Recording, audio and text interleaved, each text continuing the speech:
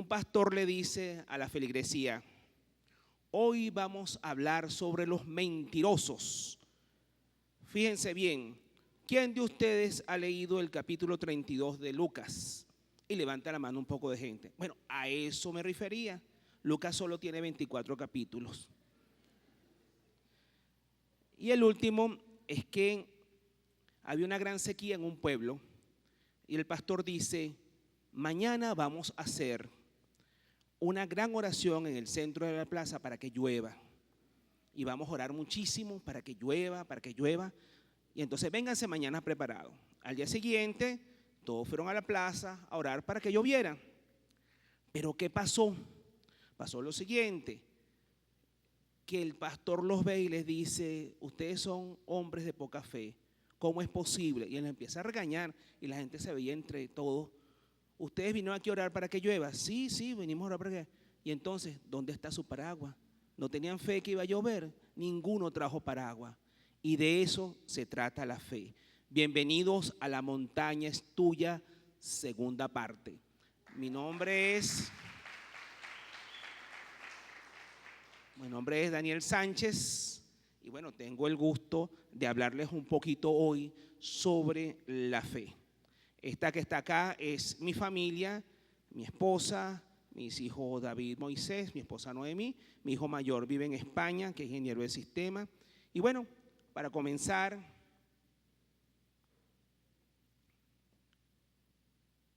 vamos a comentarle sobre el grano de mostaza. Fíjense que el grano de mostaza es algo tan pequeñito, y sin embargo Jesucristo hizo la analogía con el grano de mostaza. Fíjense que cuando nosotros vemos que el grano de mostaza es algo tan pequeño que cabe en la ñema de un dedo y ni sobra. Y así es que el Señor nos pidió cuando nos dijo: les aseguro que si tuvieran fe tan pequeña como un grano de mostaza, podrían decirle a esta montaña: trasládate de aquí a allá, y se trasladaría. Para que usted nada será imposible. Para Dios no sería tampoco nada imposible, porque ustedes tendrían tanta fe que podrían mover la montaña. El Roraima es una de las montañas más antiguas de la humanidad. Eso está en el Parque Nacional Canaima, en la Gran Sabana, y son unas formaciones muy grandes. ¿Ustedes no creen que Dios movió esas montañas? Claro que las movió, porque si vamos geológicamente, esas montañas son tan antiguas que dicen que existieron hace miles de millones de años, cuando la Tierra comenzaba a formarse, y poco a poco se han ido cubriendo con la Tierra, las otras capas de la Tierra. Sin embargo, eran tan altas que quedaron esto y lo que llamamos hoy en día los tepuyes. ¿Usted cree que podría mover un tepuy? Dígame, ¿ustedes creen que con pura fe podría mover un tepuy? ¿Tienen ustedes la suficiente fe para mover un tepuy? Pero si yo les digo: ¿ustedes creen que Dios podría mover un tepuy? Todos me dirían que sí. Todos me dirían que sí, porque aquí todos creemos en Dios. Entonces, claro, Dios puede mover el tepuy. Pero digo, ustedes pueden mover ese tepuy, ustedes pueden mover esa montaña. El problema está que a veces decimos que tenemos fe, pero quizás lo decimos de la boca para afuera: tenemos fe, no, yo tengo fe, pero por si acaso tal cosa, pero por si acaso esto. Realmente, ¿qué es una entrega de fe? ¿Realmente han tenido alguna situación en donde realmente tengan que confiar absolutamente en Dios porque no le queda otro camino? Eso es tener fe, cuando ustedes le entregan todo a Dios y creen en Dios. Podemos hablar de algunos significados de fe. Por ejemplo, en Hebreos 11:1 dice, cuando decimos ¿qué significa la fe? Es pues la fe, la certeza de lo que se espera, la convicción de lo que no se ve. Entonces es un concepto, a veces lo podemos pensar que es abstracto, ¿no? La certeza de lo que se espera y la convicción de lo que no se ve. Pero la misma Biblia nos tiene un concepto más suave, más comprensible de fe, y eso está en Hebreos 11:6 también. Tener fe significa confiar en Dios. Tener fe es confiar absolutamente en Dios y entregarle todo a Dios. Porque a Dios no le gusta que no confiemos en Él. Para ser amigos de Dios hay que creer que Él existe y que sabe premiar a los que buscan su amistad. Entonces, creer en Dios es confiar en Él. Realmente tener fe como un grano de mostaza. ¿Qué es lo que nos pide Jesús? Tener fe tan pequeña como un grano de mostaza. Es confiar realmente en Dios. Y yo hoy les quiero contar una historia de confianza personal. Ustedes saben lo que es una incubadora de bebé. Ahí es donde me ponen a los bebés prematuros. Hace 22 años, mi esposa estaba embarazada de mi último hijo y se le adelantó el parto demasiado porque hizo una ruptura prematura de membrana. Y entonces el bebé nació extremadamente prematuro, tanto que los médicos decían, ese feto no es viable, es muy mal pronóstico, no se va a salvar. Mi esposa le dijo a los tetras, hospitalíceme que yo creo en los milagros. Y la hospitalizaron. Mi esposa duró 12 días hospitalizada, pero no eran suficientes esos 12 días y se le adelantó, por supuesto, el parto y nuestro hijo nació muy prematuro y tuvieron que meterlo en esa incubadora. Duró 47 días en esa incubadora. ¿Qué nos decían los médicos? ¿Qué me dijeron los médicos? Aunque se salve, va a quedar con secuelas severas, porque es muy prematuro y realmente las secuelas son graves para este tipo de niños, quedan muy mal. Y yo les digo la verdad, yo los he visto. He visto niños que nacieron con más semanas que mi hijo y andan en silla de ruedas, andan con secuelas. Sin embargo, nos los dijeron, pero mi esposa y yo elegimos creerle a Dios. Decidimos creerle a Dios. El niño salió después de 47 días en la terapia intensiva. Mi esposa tuvo que dejar el trabajo y se dedicó absolutamente a mi hijo y a mis dos, mi otro hijo también, a David y a Moisés. Mi esposa siguió fuertemente, comenzamos a llevarlo a las terapias, a ponerle todo tipo de terapia, de estimulación. Fuimos incluso a un neuropsicólogo, uno de los mejores neuropsicólogos del país, y nos dijo, este niño tiene parálisis cerebral. Nos lo dijo así. Mi esposa es enfermera, yo soy médico, y nos dijo, tiene parálisis cerebral. Usted sabe lo duro que le digan a un padre que su hijo tiene parálisis cerebral. Eso es muy, muy duro. Mi esposa salió llorando de esa consulta. ¿Y qué hicimos? Nos aferramos a Dios, creímos en Dios, creemos en Dios, decidimos creerle a Dios. Elegimos creerle a Dios, elegimos tener fe. Esta es una historia de fe, esta es una historia de confianza en Él, de entregarle todo a Él y de decirle, Dios, lleva nuestras cargas. Yo recuerdo que cuando estaba en la terapia intensiva, en esa incubadora, yo iba todas las mañanas antes de ir al trabajo, a las 6 de la mañana llegaba, entraba a la terapia intensiva, metía las manos por los huequitos de la incubadora y ahí lo acariciaba, oraba un buen rato, acariciaba a mi hijo, chiquitico, muy, muy pequeñito, porque era un niñito prematuro. Y siempre con la fe en Dios de que se iba a salvar, porque le creemos a Dios. Elegimos creerle a Dios. Bueno, han pasado 22 años. Mi hijo, aparte de ser músico, él a veces ha estado aquí en la banda, ahorita no puede estar en la banda porque los estudios no lo dejan. Aparte de ser músico, que toca piano, habla varios idiomas y es un brillante estudiante de medicina en la mejor escuela de medicina del país, en la Universidad Central de Venezuela. ¿Por qué? Porque elegimos creerle a Dios. Decidimos creerle a Dios. Y eso es la fe. La fe es cuando tú te entregas todo en Dios, porque Dios lo va a hacer todo, entregarle todas tu carga a Dios. Volviendo al grano de mostaza, ustedes ven ese grano de mostaza pequeñito, pequeñito. Sin embargo, ven que ese granito de mostaza produce un árbol, produce una mata. Eso significa que algo tan pequeño puede producir un árbol. Y yo les voy a preguntar, ¿el tamaño importa? A veces creemos que sí, a veces no. Porque un grano de mostaza puede dar un gran árbol. Una pequeña semilla puede terminar generando un gran árbol. Hasta el animal más grande del mundo fue más pequeño que un grano de mostaza.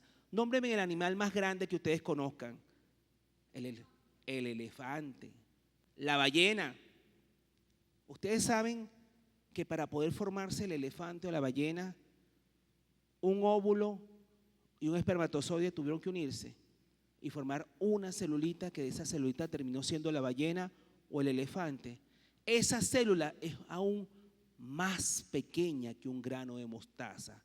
Esa célula es más pequeña que un grano de mostaza y forma una ballena, forma un ser humano, forma un elefante. Como ya les dije, la fe, aunque sea con un grano de mostaza tan pequeñita, es suficiente, porque el grano de mostaza puede dar un gran árbol, dar un fruto. Aquí tengo un tomate. Y aquí esto que está acá, de aquí lo arrancamos de la mata. Esto que está acá, esto significa que este tomate es fruto de un gran árbol. Nosotros somos frutos de un gran árbol también.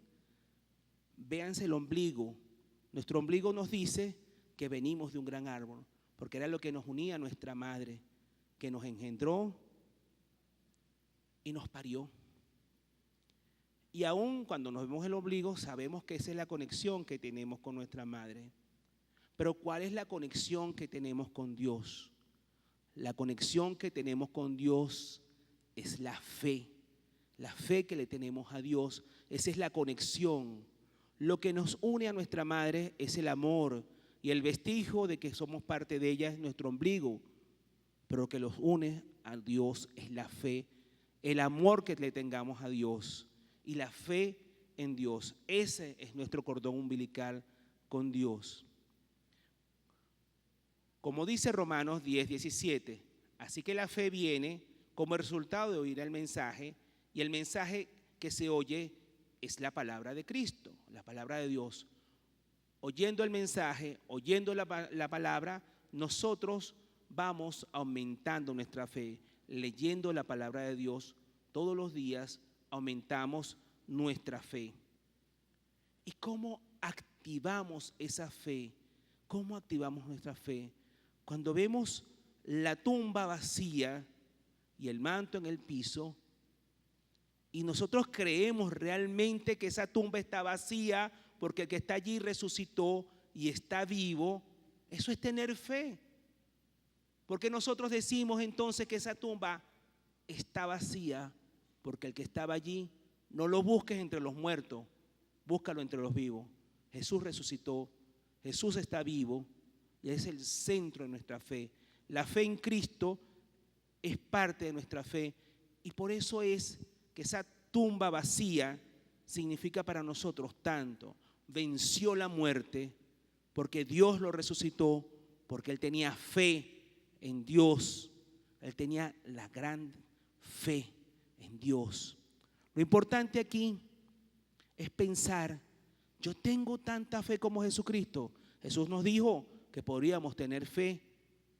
Si la tuviéramos con un grano de mostaza, haríamos todo lo que él hizo y mucho más. Ahora bien, otra historia de la Biblia. ¿Se acuerdan cuando Jesús dio aquel sermón en la montaña, que había tantas personas y las personas no tenían qué comer? Y dijeron, por aquí hay un niño Porque hay un niño que tiene 5 panes y 2 peces. ¿Saben lo que son 5 panes y 2 peces? Quizás uno lo ve desde este punto de vista sin problema, pero probablemente esos 5 panes y 2 peces que tenía ese niño era la comida de su familia. A lo mejor estaba con toda su familia y eso era todo lo que iban a comer. 5 panes y 2 peces. A lo mejor estaba su mamá, su papá, sus hermanos, y eso lo iban a repartir entre ellos. Eso fue todo lo que consiguieron, lo que tenía ese niño. 5 panes y 2 peces. Ese era su alimento de ese día, su almuerzo, quizás el de ese y de varios días. Pero ese niño eligió también tener fe. Ese niño eligió creerle a Jesús. Ese niño dijo: aquí está, lo que tengo te lo entrego. Lo que tengo yo te lo entrego. Y le entregó los 5 panes y los 2 peces. Y Jesús multiplicó los 5 panes y los 2 peces. Y comieron 5,000 personas y sobró comida. Eso es un milagro de creativo. Jesús creó, multiplicó los alimentos. Es un milagro creativo. Y ese niño eligió creerle a Jesús y le dio el alimento de su familia para que Jesús alimentara a todas las familias que estaban allá. Eso es realmente tener fe. Como dice Mateo 13:19, luego de ordenar que la gente se sentara sobre la hierba, Jesús tomó los 5 panes y los 2 pescados, miró al cielo y dio gracias a Dios. Fíjense, primero le da gracias a Dios, le ora a Dios, después partió los panes y se los dio a los discípulos para que ellos lo repartieran a la gente. Y comieron 5,000 personas de esos panes. ¿Por qué? Porque se activó la fe. Ellos eligieron tener fe. Y la pregunta es, ¿usted elige tener fe? Fíjense que la Biblia está llena de varios ejemplos de la gente. Cuando Zacarías, que es el papá de Juan el Bautista, se le apareció el ángel y le dijo: tú vas a tener un hijo. Él, en vez de decir: oye, gracias, porque va a tener hijo. No, él lo que dijo: pero yo estoy muy viejo. Eso fue lo que dijo. Cuando los 3 ángeles se le aparecieron a Sara y a Abraham y le dijeron: vas a tener un hijo, ellos tampoco dijeron gracias al Señor. Sara lo que hizo fue reírse y dijo: bueno, pero yo estoy muy vieja. O sea, no le creen a Dios. O sea, te están dando una bendición. Acepta la bendición. Elige creerle a Dios. Activa tu fe. Bueno, el de María se lo perdono. Pues cuando a María le dijo el ángel que iba a tener un hijo, ya lo que dijo fue: yo no conozco hombre. Fue lo que dijo. Eso también, eso sí se perdona. Pero en los otros 2 casos, ellos en vez de decir gracias y ya, y aceptar la bendición, lo que pusieron fue traba. ¿Cuántas veces le ponemos traba a la gente? ¿Cuántas veces cuando recibimos un regalo del cielo dudamos? Cuando alguien te dice: mira, chica, me acordé de ti y te voy a regalar este vestido. Una amiga que te diga eso. Entonces la mujer dice: esa me lo está regalando pues está muy viejo. Seguro que yo no le, ay, como engordó ahora me lo está regalando. Sí, no, acepta la bendición, porque Dios utiliza a cualquier persona para bendecirte. Acepta la bendición. De repente tú necesitabas un vestido y te lo están regalando, o a lo mejor te regalan el vestido porque dentro de un mes te van a invitar a una fiesta y lo vas a usar y ya Dios se adelantó. No le pongas pero, activa tu fe. No pongas pero ni pongas límites a tu vida. Pero cuando tú le pones límites, estás dejando de tener fe.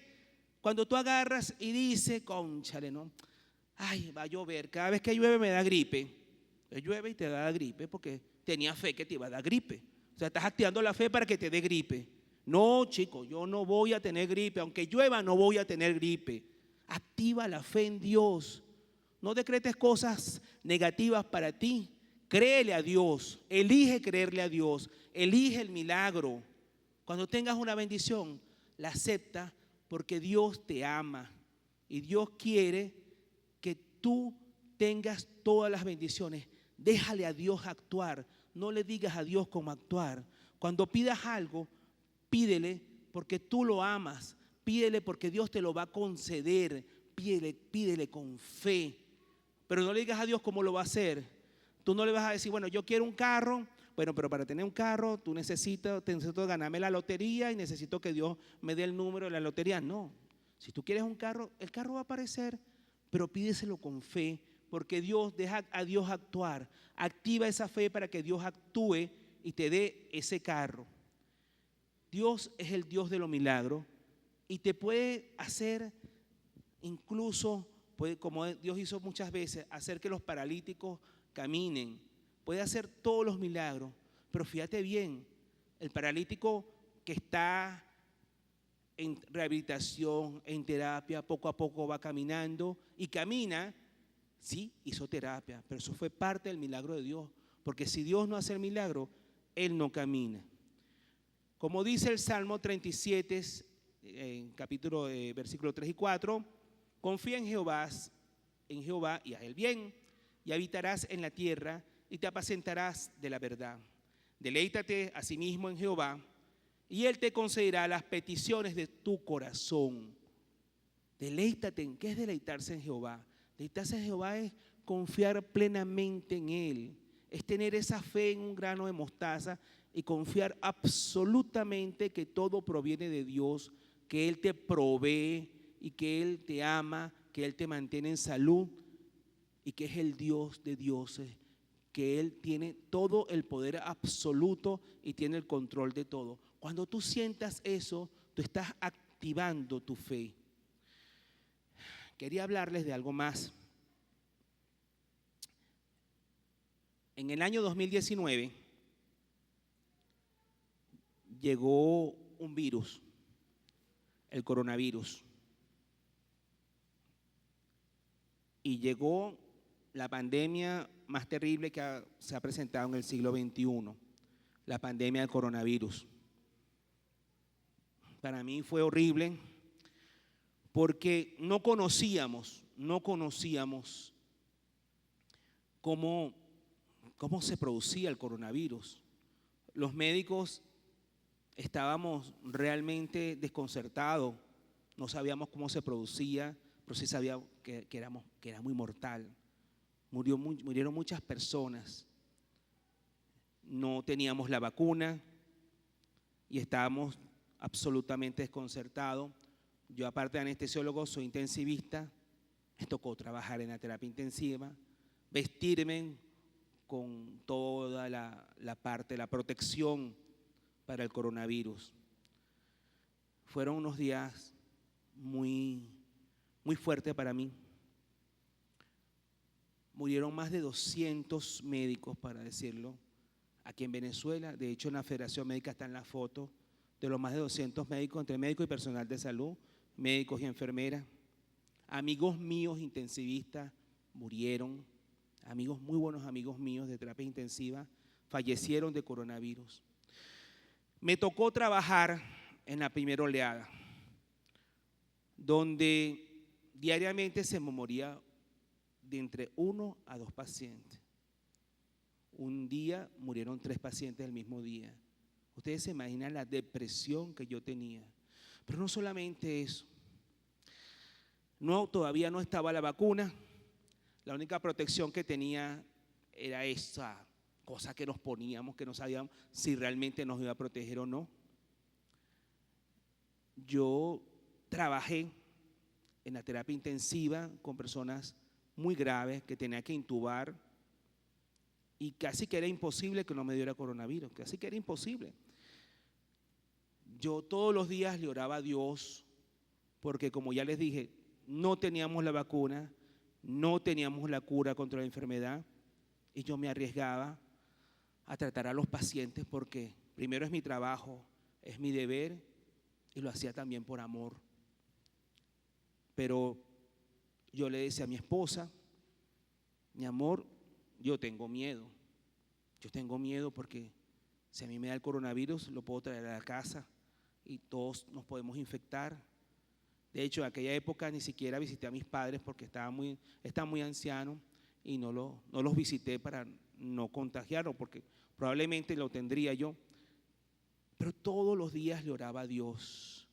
Todos los días oraba. Yo llegaba a la unidad de terapia intensiva, hacía una oración, me colocaba toda la protección, veía a los pacientes, salía de la terapia, me bañaba, o sea, desechaba toda la ropa desechable, me bañaba, llegaba a mi casa, me volvía a bañar, bueno, porque de verdad no teníamos otra manera de prevenirlo.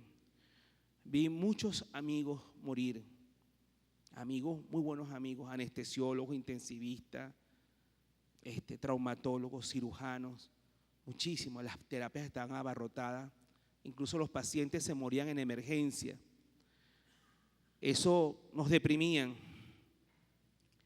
Sin embargo, yo elegí nuevamente creerle a Dios.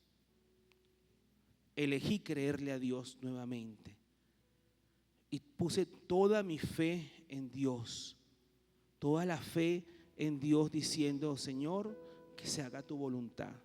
Voy a cumplir mi deber, no tengo vacuna, no tengo nada con que luchar más que contigo, porque tú peleas mis batallas, tú eres mi Señor, tú peleas mi batalla y descanso toda mi confianza en ti.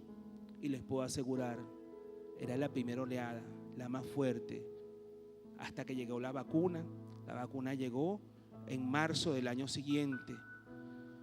Y les puedo asegurar una cosa: ni siquiera estornudé durante ese periodo, ni siquiera estornudé, ni fiebre, ni gripe, ni congestión, no me dio nada. Y era imposible que alguien estando tanto en contacto con estos pacientes no le pasara algo. Y fíjense, realmente no me pasó. ¿Por qué? Porque confié en Dios, tuve confianza en Dios, me entregué a Él y decidí nuevamente creerle a Dios. La fe es una decisión, así como es el amor. Usted decide creerle a Dios, usted decide tener fe. Cuando Jesús dijo: tengan fe como un grano de mostaza, usted está decidiendo creerle a Dios, porque es una decisión la fe. Yo decido amar a Dios, yo decido amar a esta mujer, yo decido creerle a Dios.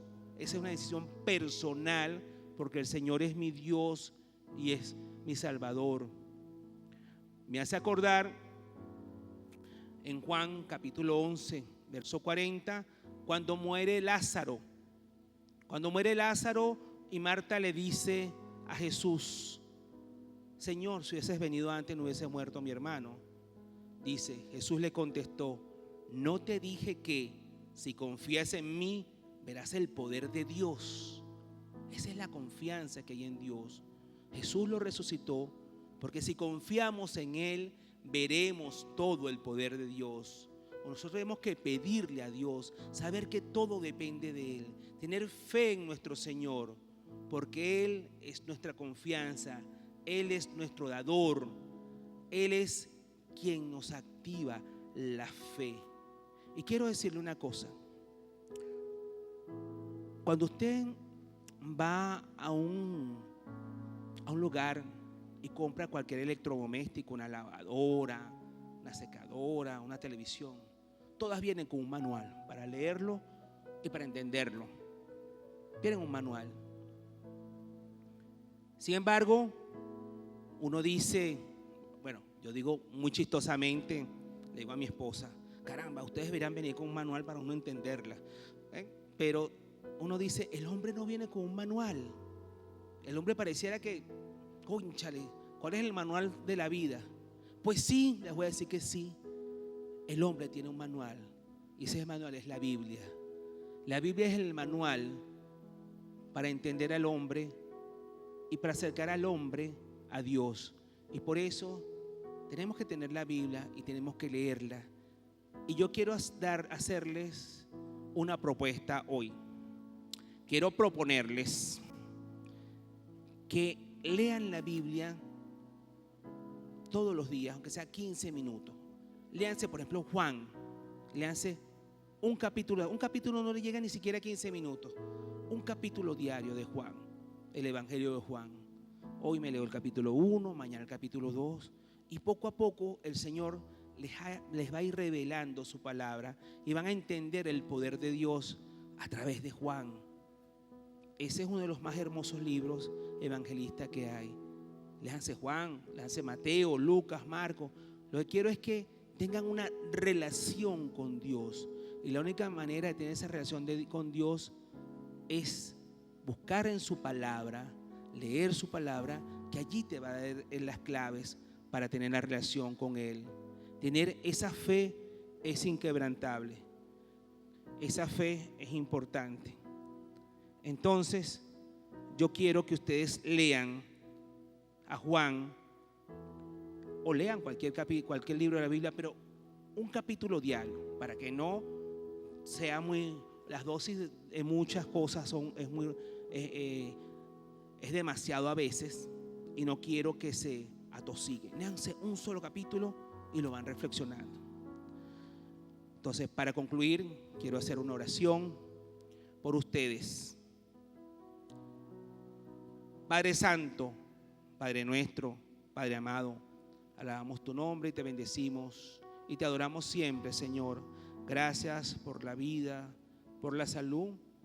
Perdona nuestros pecados y bendice nuestra iglesia. Entra en nuestro corazón, acrecienta nuestra fe cada vez más. Tú que eres el Señor, el proveedor de todo, Señor, cada vez más acrecienta nuestra fe, porque tú eres nuestro dador, nuestro sanador, Señor. Limpia nuestro corazón, que cada vez tengamos esa relación contigo. Me entrego a ti, Señor, y confieso a Jesucristo como único Señor y Salvador. Es mi Dios y es mi Rey. Gracias, Padre, porque me has oído, y todo esto te lo pido en nombre de Jesucristo, mi Señor, mi Dios y Salvador. Amén, amén, amén. Que tengan muy buenos días y muchísimas gracias.